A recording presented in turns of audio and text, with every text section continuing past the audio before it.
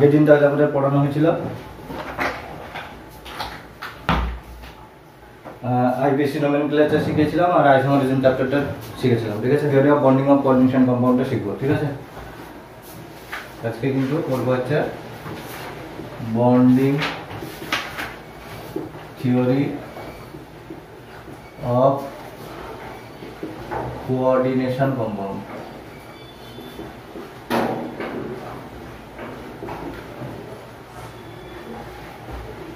ঠিক আছে। এবার বন্ডিং থিওরি অফ কোঅর্ডিনেশন কম্পাউন্ডের কতগুলো থিওরি আছে, ঠিক আছে।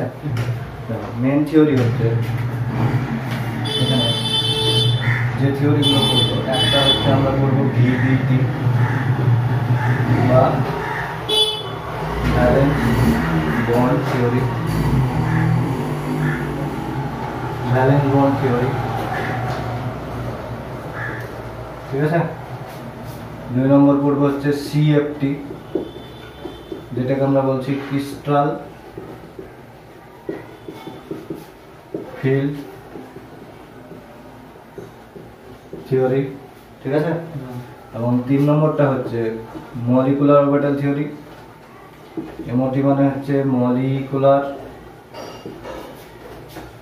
অরবিটাল থিওরি और ligand field theory,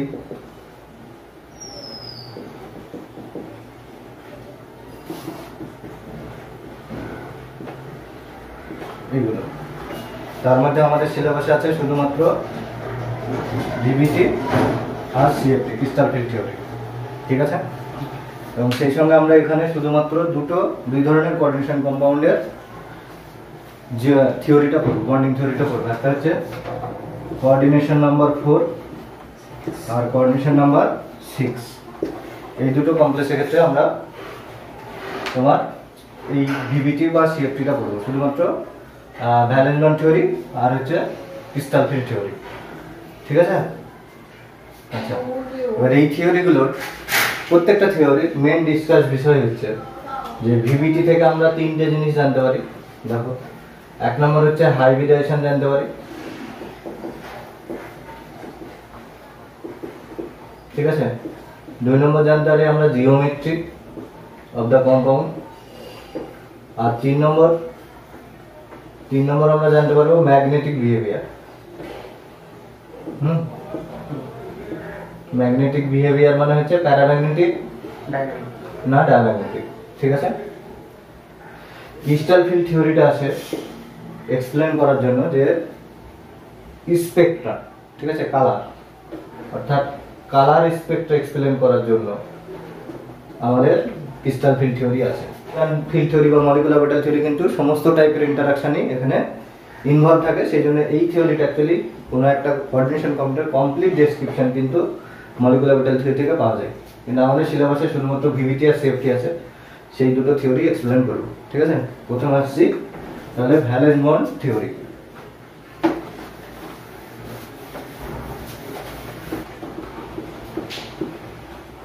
valence bond theory, এই ভ্যালেন্স বন্ড থিওরি এক্সপ্লেন করার আগে আমাদের কতগুলো এই থিওরিতে অ্যাজাম্পশন আছে যেগুলো আমরা ধরে নিই, ঠিক আছে। কি কি assumption?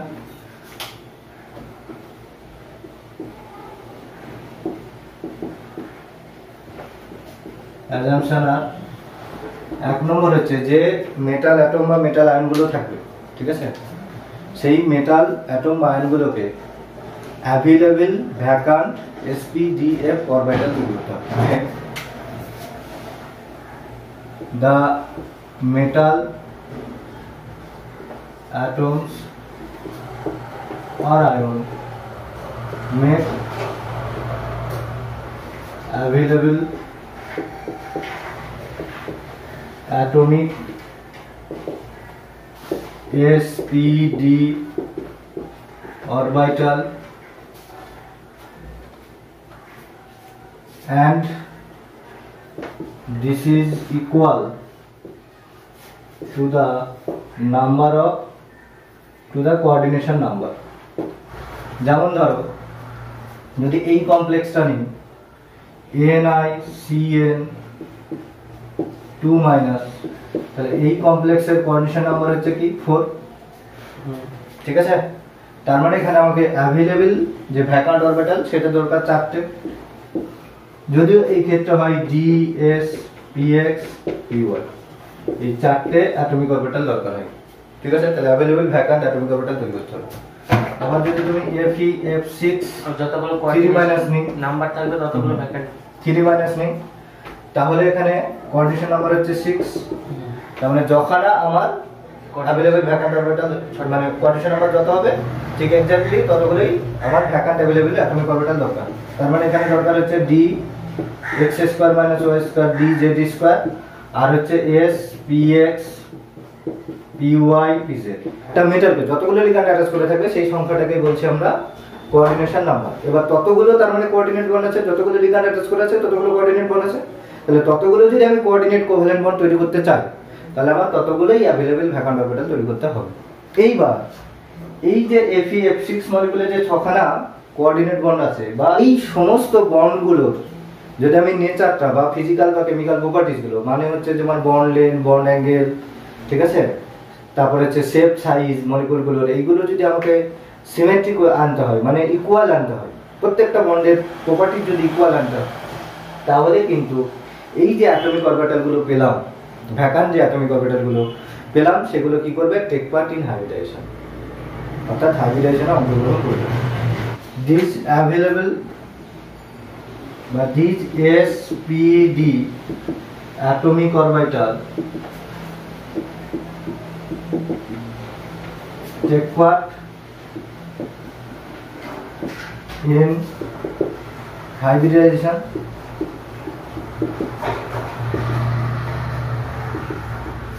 and from equal number and new set of hybrid atomic orbital, ঠিক আছে, which have same energy, shape, ঠিক আছে, etc. তাহলে 2 নম্বর পড়লে হচ্ছে যে অ্যাভেলেবল ভ্যাকান্ট অ্যাটমিক অরবিটাল গুলো হাইব্রিডাইজেশনে টেক পার্ট করবে। ঠিক আছে, 3 নম্বর হচ্ছে যে লিগ্যান্ড গুলো থাকবে, ঠিক আছে, সেই লিগ্যান্ড গুলোতে at least 1 lone pair of electron থাকতেই হবে। Ligand have at least 1 lone pair of electron, যেটা বেসিক্যালি তোমার অ্যাক্ট করবে কি হিসাবে, acting as a sigma donor. ঠিক আছে, কিন্তু তার মানে এই নয় যে সর্বদা সিগমা ডোনার হবে। ঠিক আছে, সিগমা ডোনার তা অ্যাকসেপ্টিং অ্যাবিলিটিও থাকতে পারে, তো মেইনলি হচ্ছে সিগমা ডোনার থাকতেই হবে। বিবিটিতে যেহেতু আমরা হাইব্রিডাইজেশন কনসিডার করবো মানে সিগমা বন্ডিংটা কনসিডার করবো, কারণ বিবিটি শুধুমাত্র সিগমা বন্ডিংগুলোকে এক্সপ্লেন করতে পারে, তার মানে আমরা সিগমা ডোনার অ্যাটম থাকতে হবে। তাহলে ইফেক্টিভ ওভারল্যাপের জন্য কন্ডিশনটা হচ্ছে 4 নম্বর হচ্ছে effective overlap between metal and ligand। তার মানে আমরা কনসিডার করতে পারি মেটালটা এমটি অরবিটাল থাকবে, ভ্যাকান্ট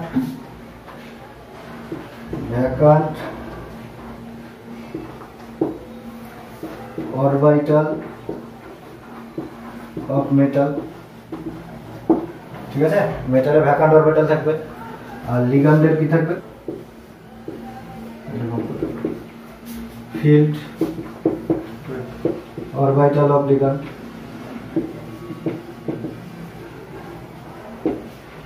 এবার এরা বন্ডিং যদি করে তাহলে দেখো metal ligand,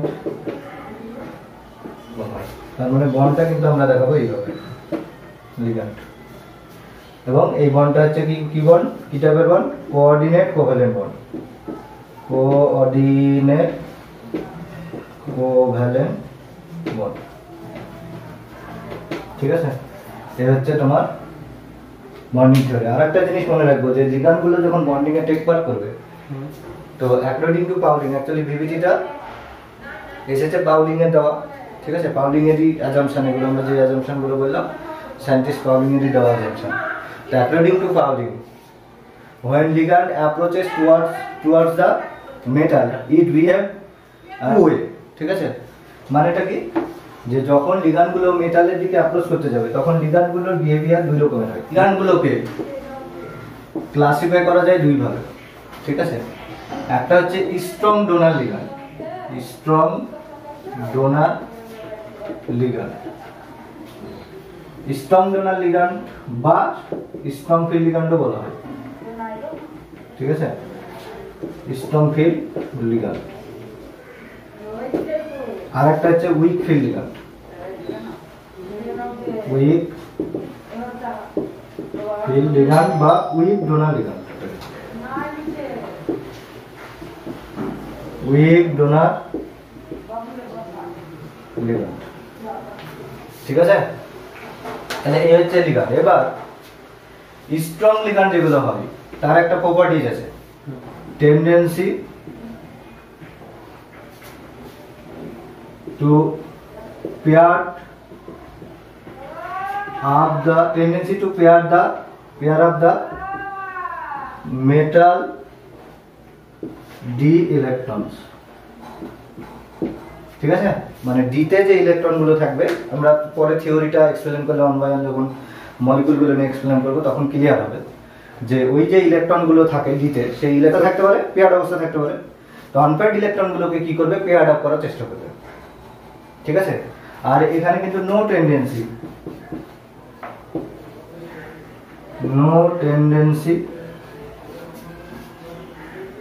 two pair up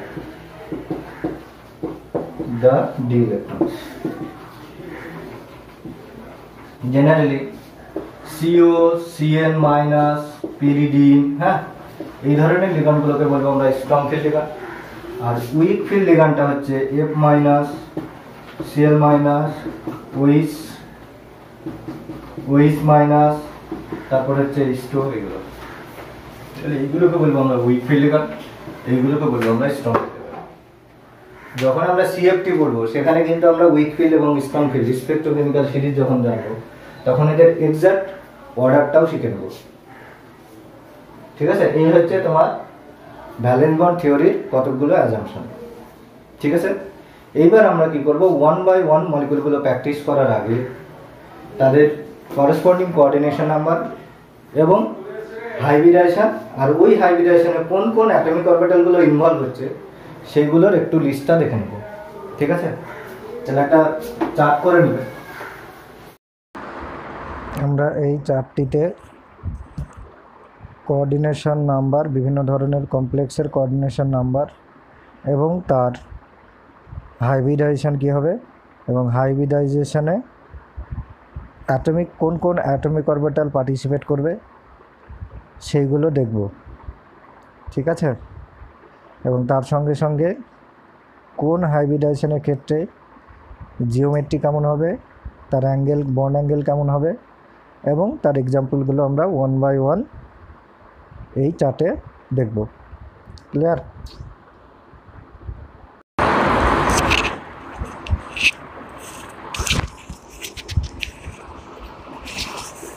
এখানে ফার্স্ট হচ্ছে যে কোঅর্ডিনেশন নাম্বার যদি 2 হয় তাহলে হাইব্রিডাইজেশন হবে এসপি এবং অ্যাটমিক অরবিটালগুলো হচ্ছে এস আর পিএক্স, বন্ড অ্যাঙ্গেল হচ্ছে 180 ডিগ্রি, জিওমেট্রি হবে লিনিয়ার। এক্সাম্পল যেমন হচ্ছে AgNH3 প্লাস।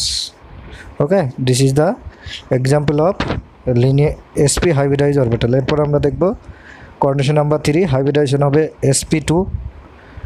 sp2 যদি হাইব্রিডাইজেশন হয় তাহলে sp2তে কোন কোন অ্যাটমিক অরবিটালগুলো পার্টিসিপেট করবে, এখানে s অ্যাটমিক অরবিটাল, px এবং py অ্যাটমিক অরবিটাল পার্টিসিপেট করবে। বন্ড অ্যাঙ্গেল হচ্ছে 120 ডিগ্রি, ট্রায়াঙ্গুলার প্লানার জিওমেট্রি হবে।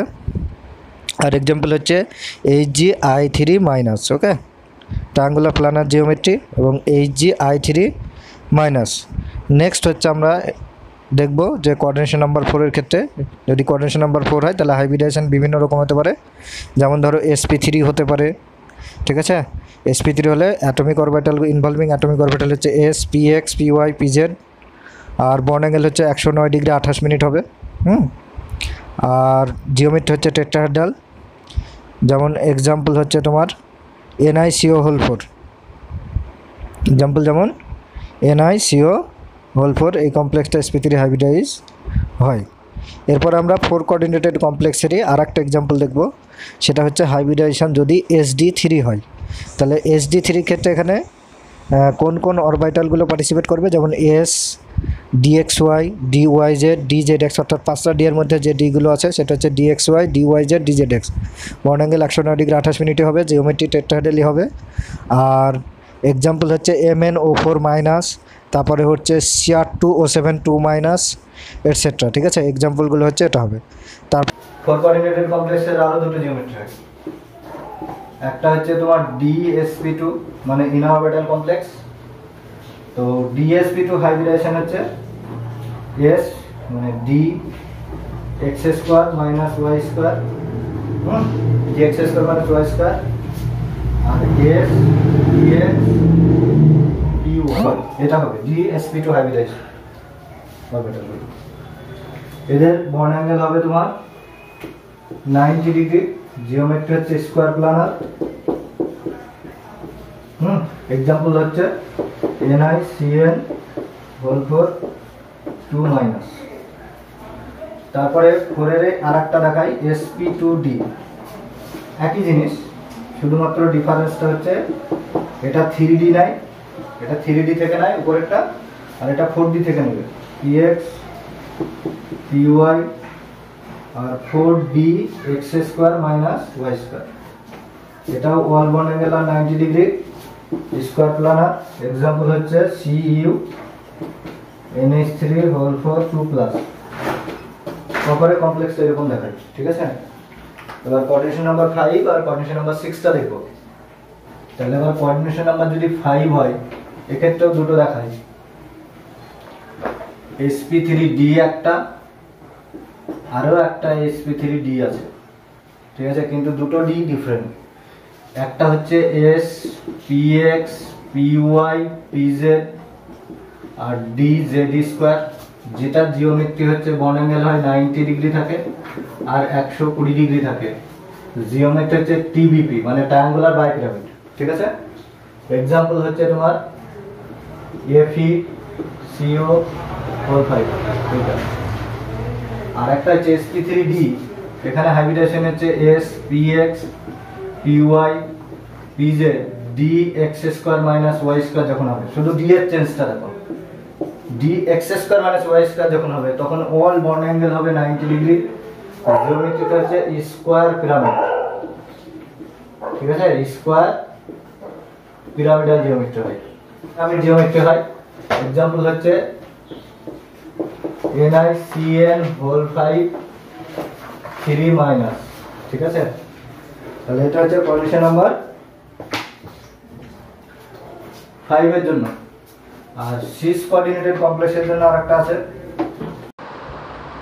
তাহলে কোঅর্ডিনেশন নাম্বার 6 হলে হাইব্রিডাইজেশন দুই রকম হয়। তার একটা ক্যাটাগরি হচ্ছে 3d2 sp3 হাইব্রিডাইজেশন, অর্থাৎ ট্রানজিশন মেটালের যে ইলেকট্রনিক কনফিগারেশন হয় সেটা হচ্ছে ইনার ডি নেবে, ঠিক আছে।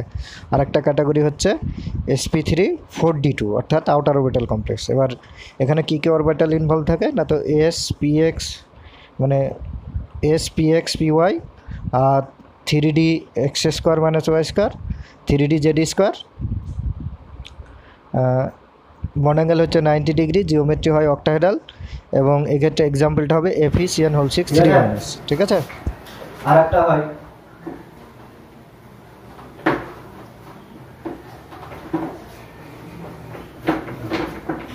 আরেক ধরনের হয়, সেটা হচ্ছে যে 4s 4px py pz আর 4d x square minus y square আর 4d z স্কয়ার। এগুলো হয় জিওমেট্রি, অ্যাঙ্গেল হচ্ছে 90 ডিগ্রি হবে, জিওমেট্রি অক্টাহেড্রালি হবে। আর এক্সাম্পল হচ্ছে তোমার F6 3 মাইনাস, ঠিক আছে, এই দুটো কমপ্লেক্স। তাহলে এইটাকে বলা হচ্ছে আউটার অরবিটাল কমপ্লেক্স বলি। যখন ডিটা 4D নেবে তখন সেই কমপ্লেক্সগুলোকে বলবো আউটার অরবিটাল কমপ্লেক্স, ঠিক আছে। আর এইটাকে বলা হয় ইনার অরবিটাল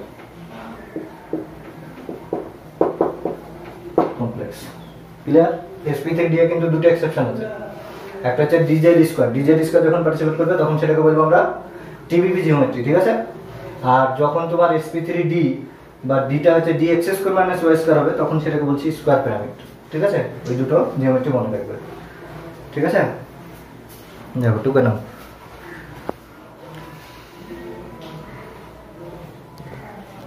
এবার আমরা কোঅর্ডিনেশন নাম্বার 4 আর কোঅর্ডিনেশন নাম্বার 6 কমপ্লেক্স গুলো দেখব। কোঅর্ডিনেশন নাম্বার 6 আর কোঅর্ডিনেশন নাম্বার 4 এর ক্ষেত্রে এক্সপ্লেন করব। কি কি এক্সপ্লেন করব, বিবৃতি থেকে কি কি এক্সপ্লেন করা যায় সেটা আগে মনে রাখবা। এক নম্বর হচ্ছে হাইব্রিডাইজেশন, ঠিক আছে, আমরা প্রত্যেকটা মলিকুলার হাইব্রিডাইজেশন বের করব। 2 নম্বর জিওমেট্রি বলবো। আর 3 নম্বর হচ্ছে আমাদের পড়তে হবে ম্যাগনেটিক বিহেভিয়ার, মানে মিউ কি হবে সেটা বের করব, ঠিক আছে। তো মিউ এর ফর্মুলা আছে একটা, মিউ = √n × n + 2। তাহলে ফার্স্ট एग्जांपल দিচ্ছি, দেখো PiH2O6 3+, ঠিক আছে। তাহলে এটা এইভাবেও থাকতে পারে, অনেক সময় এইভাবেও থাকতে পারে কোনো কোনো মলিকুলের ক্ষেত্রে, যে H2O6 Cl3। ব্যাপারটা কি, এটাকে আয়নাইজেশন করলে কি পাবা, TiH2O6 3+ + 3 Cl-, তাই না। তার মানে অ্যাকচুয়ালি আমাদের জিওমেট্রিটা জানতে হবে কমপ্লেক্স পার্টটুকু, ঠিক আছে, মানে কোঅর্ডিনেশন স্কয়ারে যে পার্টটা থাকবে সেইটা। তাহলে এইখানে যদি আমরা দেখো, তাহলে এখানে টাইটেনিয়াম কত স্টেট আছে, H2 হচ্ছে নিউট্রাল লিগ্যান্ড, তাই না। তাহলে টাইটেনিয়াম এক্সিস্ট করছে +3 স্টেট আছে, ঠিক আছে। এবার আমরা ground state electronic configuration of titanium আগে লিখবে, মানে টাইটেনিয়ামের যে গ্রাউন্ড স্টেট ইলেকট্রনিক কনফিগুরেশন আছে সেটা লিখবো। সেটা কি আর্গন, কারণ টাইটেনিয়াম আছে স্ক্যান্ডিয়াম টাইটেনিয়াম 22, তাহলে 3d4s, 4s এ অলওয়েজ দুটো থাকে, তাহলে 3d2 4s2, তার মানে কত হলো 22, 18 থেকে 20 আর 22। এবার এইটাকে তোমাকে লিখবে এইভাবে 1 2 3 4, তাহলে 3d2 আছে আর 4s এর দুটো আছে, p ফাঁকা, হলো। ইন কমপ্লেক্স দ্য ইলেকট্রনিক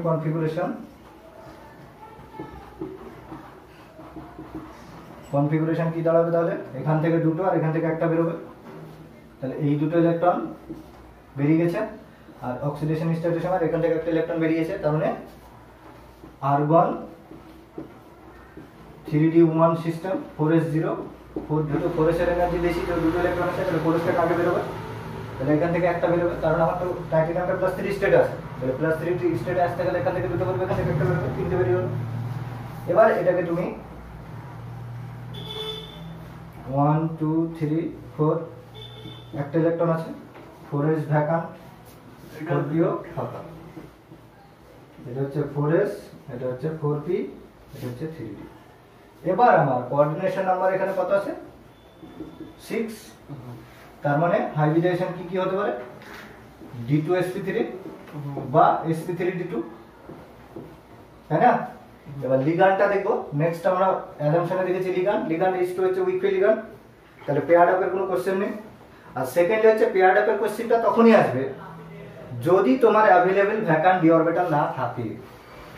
ধরো 5টা আছে, তাহলে 5টা মানে কি এখানেও আছে, এখানেও আছে, এখানেও আছে, তাহলে তখন যদি স্ট্রং ফিল্ড লিগ্যান্ড থাকে তখন পেয়ার্ড আপ করে অ্যাভেলেবল অরবিটালও তৈরি করবে, আদারওয়াইজ পেয়ার আপ করবে না যদি আমার দরকার না হয়, কারণ পেয়ার আপ করতে গেলেও এনার্জি খরচ হয়। অ্যাকচুয়ালি এইটা যদি d1 d2 d3 পর্যন্ত যদি ইলেকট্রনিক কনফিগুরেশন হয় তাহলে সেখানে পেয়ার আপের কোনো কোশ্চেন নেই, কারণ তিনটে আনপেয়ার্ড থাকা মানে আমার এই দুটো অ্যাভেলেবল ভ্যাকান্ট থাকছে ততক্ষণ। পেয়ার আপের কোশ্চেন আসবে d4 d5 d6 সিস্টেমের ক্ষেত্রে, কারণ তখন যদি স্ট্রং ফিল্ড লিগ্যান্ড থাকে তাহলে দেখো দুটো অ্যাভেলেবল ভ্যাকান্ট অরবিটাল তৈরি করার জন্য যতটুকু দরকার ততটুকু পেয়ার আপ করবে। d3 পর্যন্ত পেয়ার আপের কোনো কোশ্চেন নেই, ঠিক আছে, তাহলে এখানে পেয়ার আপ হবে না। তার মানে এখন হাইব্রিডাইজেশন अवेलेबल আমার দুটো d অরবিটাল আছে, মনে করো এটা হচ্ছে তোমার d x square minus y square আর এটা হচ্ছে d z স্কয়ার। তাহলে আমার अवेलेबल দুটো ভ্যাকান্ট অরবিটাল আছে d, একটা s আছে, তিনটে p আছে। তাহলে হাইব্রিডাইজেশন কি হবে d2sp3। ঠিক আছে, তাহলে হাইব্রিডাইজেশন হলো আমার d2sp3। এবার বন্ডগুলোকে কিভাবে দেখাবো জানি, দেখো ডবল ক্রস দিবে। ঠিক আছে, ডবল ক্রস দিয়ে ওয়াটার মলিকিউলগুলো এঁকে দাও, ডবল ক্রস দিয়ে। মানে দুটো ইলেকট্রনই কোথায় থেকে আসছে, লিগ্যান্ড থেকে আসছে, এইটা বোঝানোর জন্য এখানে দুটো ইলেকট্রনই ওয়াটার মলিকিউলটা দিচ্ছে। পেয়ে গেলাম হাইব্রিডাইজেশন পেয়ে গেছি।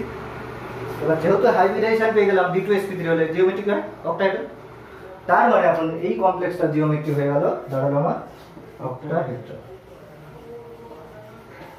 ঠিক আছে, তাহলে জিওমেট্রি অক্টাহেড্রাল হয়ে গেল। এবার অক্টাহেড্রাল জিওমেট্রিটা কেমন হয় দেখতে,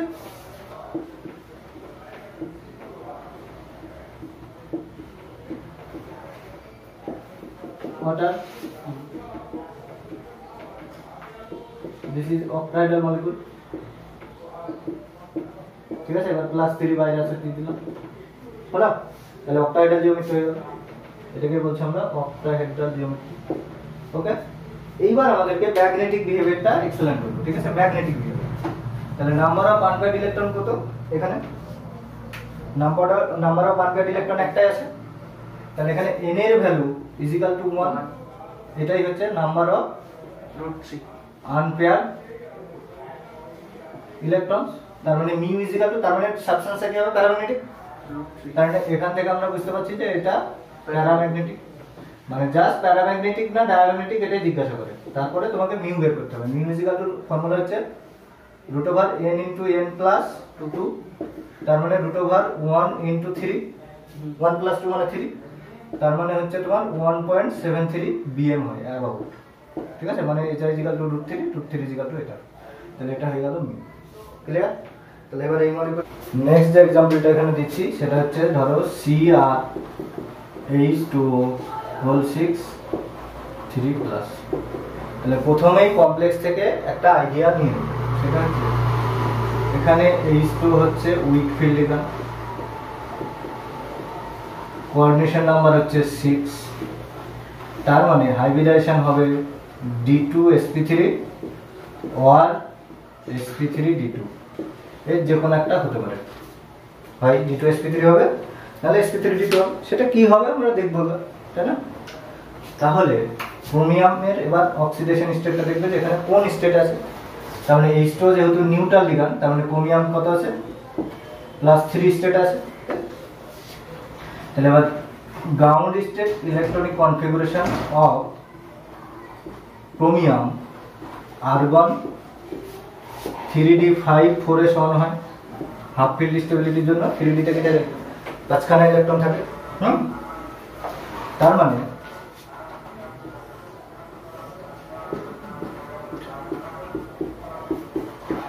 এই পাঁচটা আর 4s এ একটা থাকবে, তারপরে 4p। ঠিক আছে, এটা 4s 4p3।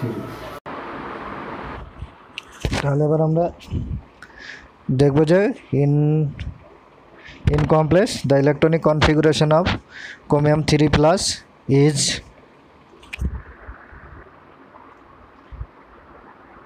কারণ এখানে এই 4s থেকে দুটো ইলেকট্রন বেরিয়ে যাচ্ছে আর 3d থেকে একটা ইলেকট্রন বেরিয়ে যাবে, সুতরাং ইলেকট্রন কনফিগারেশন দাঁড়াবে আর্গন 3d3 4s0 4p0। ওকে,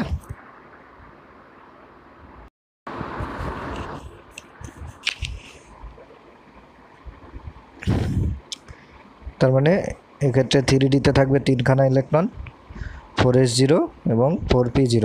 ঠিক আছে, যেহেতু এখানে অলরেডি অ্যাভেলেবেল দুটো ডি অরবিটাল আছে, দেখো 3d ক্ষেত্রে দুটো অ্যাভেলেবেল ডি অরবিটাল আছে। ওকে, সুতরাং এক্ষেত্রে হাইব্রিডাইজেশন হবে। এই ক্ষেত্রে ডি কোন দুটো ডি পার্টিসিপেট করবে, দেখো এই দুটো ডি মনে করো যে dx² - y² আর dz² অ্যাটমিক অরবিটাল, এবং হাইব্রিডাইজেশন হবে d2sp3, এবং এটাকে বলবো আমরা ইনার অরবিটাল কমপ্লেক্স। ঠিক আছে, এরপরে আমরা কি করব, ওই ওয়াটার মলিকুলগুলোকে ডবল ক্রস দিয়ে অ্যাড করে দেবো। এখন ওয়াটার মলিকুলগুলো প্রত্যেকটা ডবল ক্রস দেওয়ার কারণ হচ্ছে যে ডবল ক্রসটা অ্যাকচুয়ালি দুটো ইলেকট্রনই আমার লিগ্যান্ডের থেকে আসছে, ঠিক আছে। সুতরাং এক্ষেত্রে জিওমেট্রিকে হবে, জিওমেট্রিটা তাহলে আমাদের হচ্ছে অক্টাহেড্রাল জিওমেট্রি হবে, ঠিক আছে। এবার দেখো অক্টাহেড্রাল জিওমেট্রিটা কেমন হয় দেখতে। তাহলে আমরা এখানে যদি ড্র করি অক্টাহেড্রাল জিওমেট্রিটা, তাহলে সেটা হচ্ছে একটা স্কোয়ার প্ল্যানার হবে, তার অ্যাক্সিয়ালে দুটো বন্ড থাকবে এবং অক্টাহেড্রাল জিওমেট্রিটা হচ্ছে এরকম, ঠিক আছে।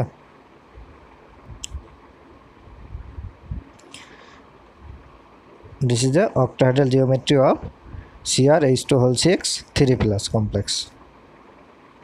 এবং এখানে কটা আনপেয়ার্ড ইলেকট্রন আছে দেখো, নাম্বার অফ আনপেয়ার্ড ইলেকট্রন হচ্ছে 3 এবং আমরা জানি number of unpaired electron is equal to 3 এবং আমরা জানি যে magnetic movement is equal to mu is equal to কি √n × n+2, অর্থাৎ এক্ষেত্রে দেখো আমরা জানি যে mu is equal to √n × n+2, তাই না।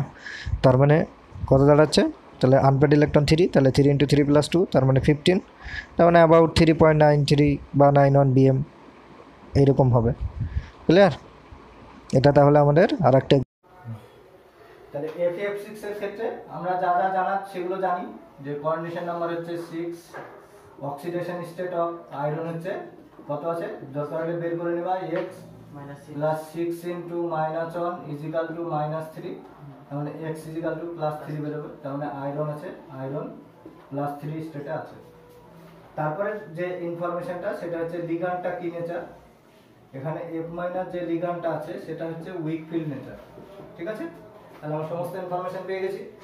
এবার তুমি আয়রনের জেনারেল বা গ্রাউন্ড স্টেট ইলেকট্রনিক কনফিগারেশনটা কনসিডার করো, সেটা হচ্ছে আর্গন 3d6 4s2 হয়, জানো তাই তো, হ্যাঁ 3d6 4s2 হয়, ঠিক আছে। এইবার তাহলে এটাকে যদি তুমি আঁকো 1 2 3 4 4s 4p, তাহলে এখানে 5টা আছে ইলেকট্রন, এই 6টা ইলেকট্রন আছে, যেমন একটা পেয়ার আপ অবস্থায় থাকবে আর 4s এর দুটো আছে। এবার তাহলে আয়রন +3 স্টেটে যখন থাকবে তার ইলেকট্রনিক কনফিগারেশন কি হবে, তাহলে in complex iron exist as a, এইটা +3 স্টেট আছে, তাহলে তার ইলেকট্রনিক কনফিগারেশন হচ্ছে এখান থেকে দুটো বেরিয়ে যাবে, এখান থেকে একটা বেরিয়ে যাবে। এবার একটা বেরিয়ে যাওয়ার পরে এই ইলেকট্রনটা কিন্তু আনপেয়ার্ড অবস্থায় থেকে যাবে, কারণ হোমস রুল তো ফলো করবে, তাই না। তার মানে তখন ওই জন্য লিখে নেবে, ওই জন্য +3 তে ইলেকট্রনিক কনফিগারেশনটা আর্গন দিয়ে লিখে নেবে, তাহলে কি হবে 3d5 হয়ে যাবে, 4s0 4p0। এইবার তুমি আঁকো এটা 1 2 3 4 4s 4p, এটা দাঁড়ালো। তার মানে এখানে 5টা ইলেকট্রন আছে, 5টাই আনপেয়ার্ড অবস্থায় থাকবে, আর 4s0 4p0, এটা হচ্ছে 3d। এইবার যেটা প্রবলেম হচ্ছে যে এইখানে কিন্তু আর অ্যাভেলেবেল ভ্যাকান্ট অরবিটাল আমার দুটো ডি নেই, সেকেন্ড হচ্ছে লিগ্যান্ডটা হচ্ছে উইক ফিল্ড, তাহলে এখানে পেয়ার আপ হবে না, no pair up due to weak field ligand, ঠিক আছে। উইক ফিল্ড লিগ্যান্ড থাকার জন্য এটা পেয়ার আপ হবে না। তার মানে এখন এইটা যেটা দাঁড়াবে দেখো,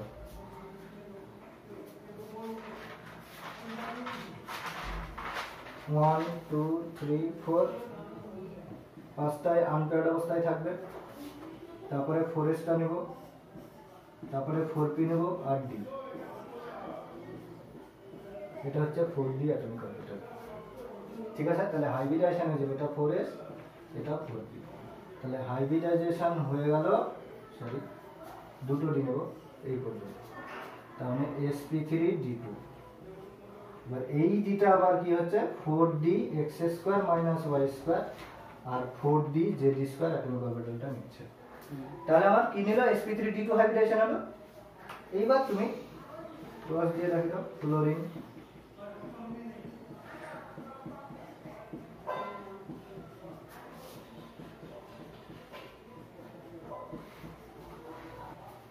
তাহলে sp3d2 হাইব্রিডাইজেশন, তার মানে জিওমেট্রিটা কি হবে দেখো, তার মানে এটা জিওমেট্রি হবে অক্টাহেড্রাল, অক্টাহেড্রাল মানে আয়রন, একই জিওমেট্রি, ফ্লোরিন ফ্লোরিন এটা দিয়ে 3 মাইনাস। এবার এখানে নাম্বার অফ আনপেয়ার্ড ইলেকট্রন কত? এখানে নাম্বার অফ n এর value, number of unpaired electron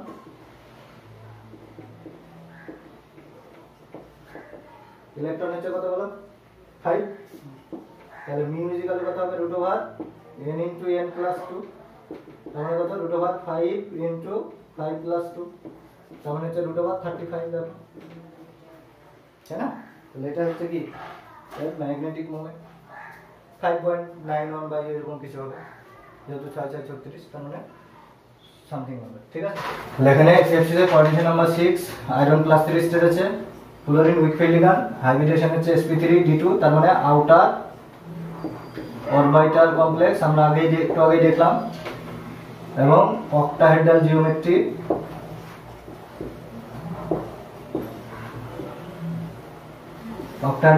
দেখলাম।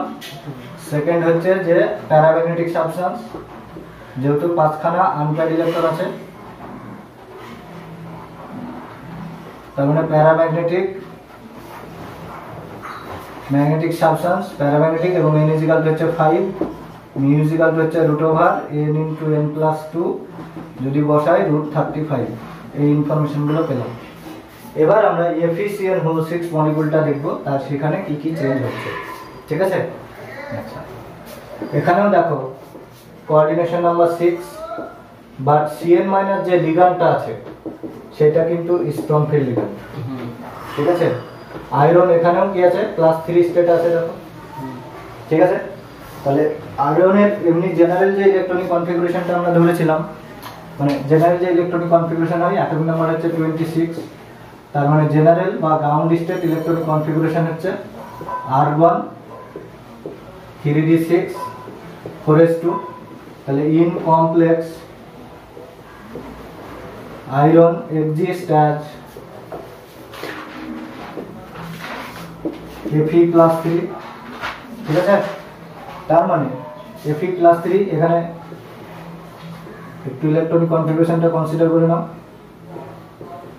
1 2 3 4 6টা আছে, 4s এ 2টো আছে, আর 4p ফাঁকা। এবার এখান থেকে 2টো বেরিয়ে যাবে আর এখান থেকে একটা বেরোবে, তাহলে কমপ্লেক্সে ইলেকট্রনিক কনফিগারেশনটা কি দাঁড়ালো?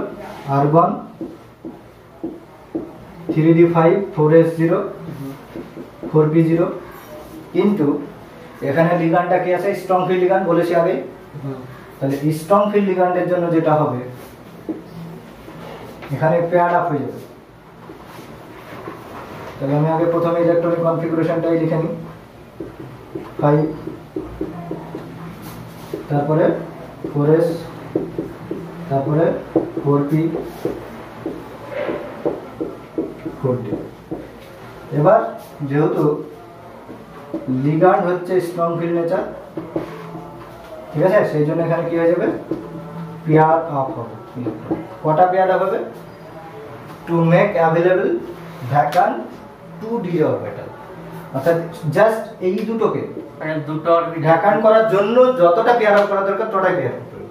তাহলে এই দুটো ইলেকট্রন পেয়ার আপ করলে তাহলে এই দুটো ইলেকট্রন কি হবে? এখানে চলে আসবে। এখন ইন কমপ্লেক্সে তাহলে ইলেকট্রনিক কনফিগারেশনটা আমার দাঁড়াবে,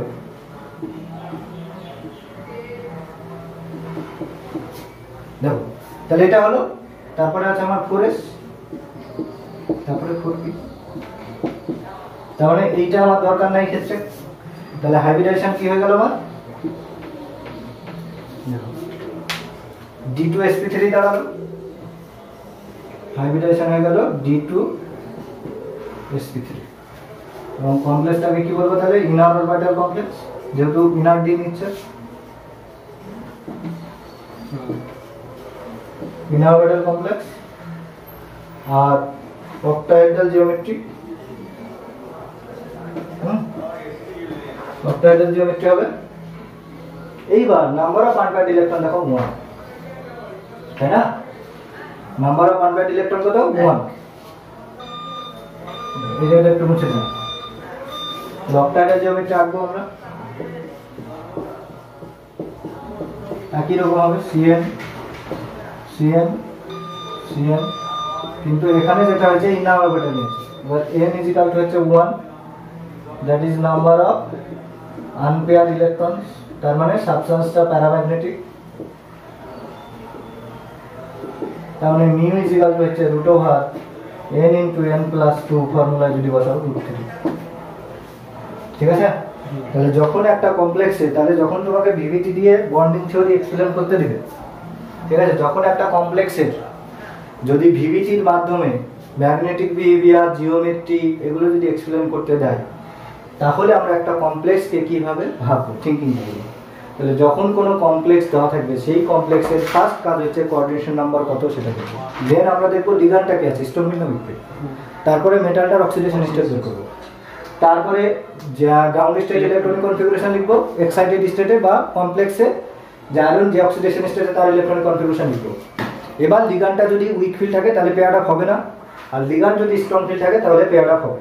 ঠিক আছে, এটা একটু এক্সেপশনাল एग्जांपल। ঠিক আছে, এই কমপ্লেক্সটা হচ্ছে একটা এক্সেপশনাল एग्जांपल। কারণটা দেখো, যে যদি আমরা দেখি এখানে কোঅর্ডিনেশন নাম্বার হচ্ছে 6, H2O লিগ্যান্ডটা হচ্ছে weak field.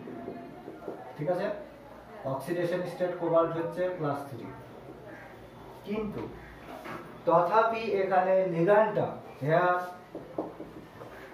H2O act as a strong field nature, strong field।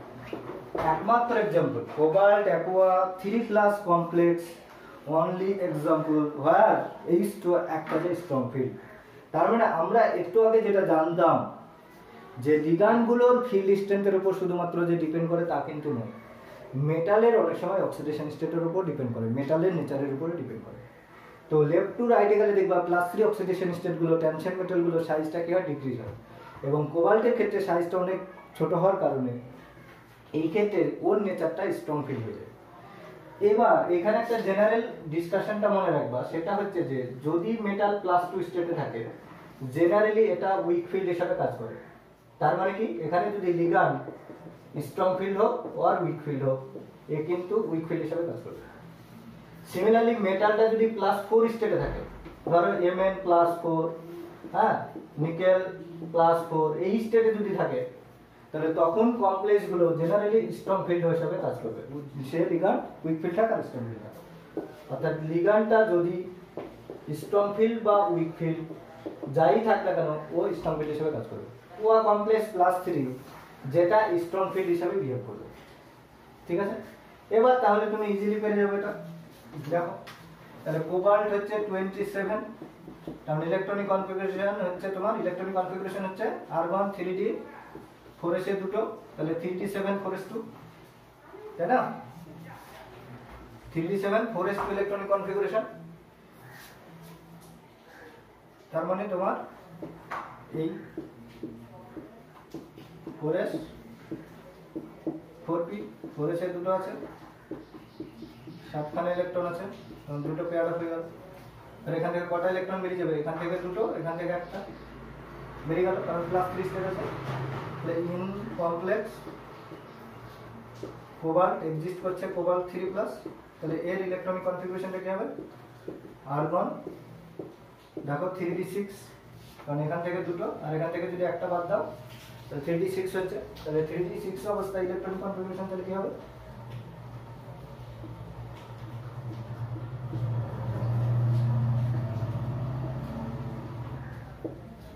3d 4s 4p। এবার আগেই বলেছি এখানে হ্যাঁ লিখেই দিয়েছি, H2 একটা যে স্ট্রং ফিল্ড লিগ্যান্ড। তার মানে তো জেনারেলি এইটা হচ্ছে ফার্স্ট ইলেকট্রনিক কনফিগারেশন। এবার যদি in complex electronic configuration consider করি, ইন কমপ্লেক্স, তাহলে সেটা কি দাঁড়াবে, দেখো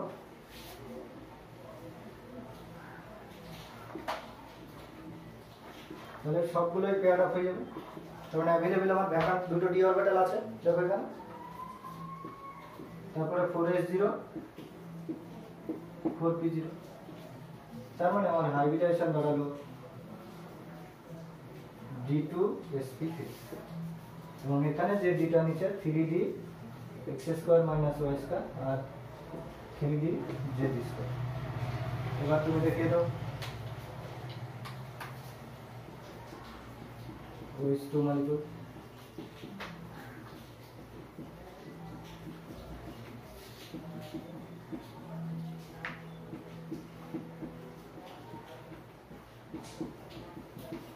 সামনে জিওমেট্রি কি হবে অক্টাহেড্রাল হবে।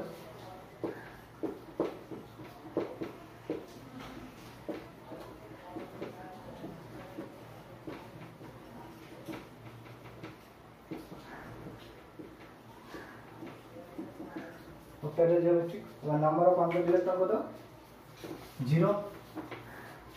তাহলে এখানে n এর ভ্যালু হচ্ছে 0, that is number of unpaired electrons.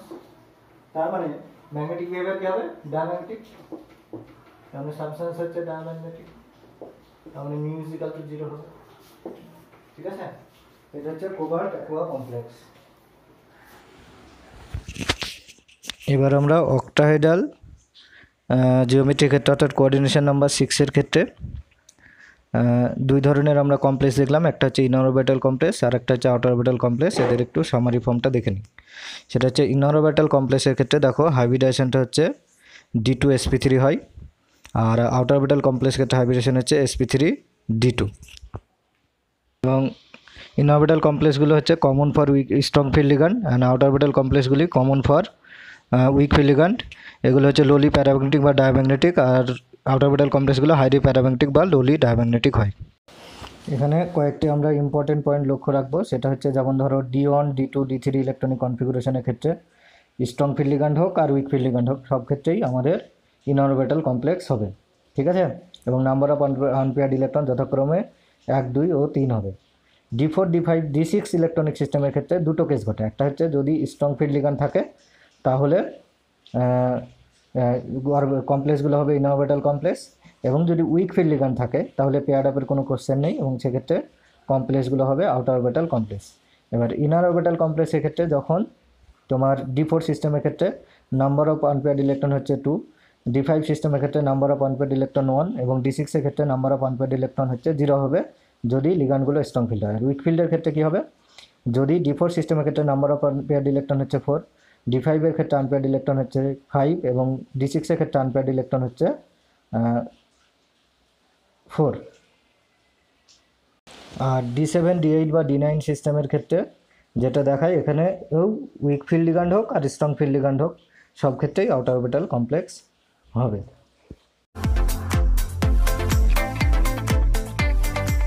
Please subscribe my channel and press the bell icon to get notification of all updates.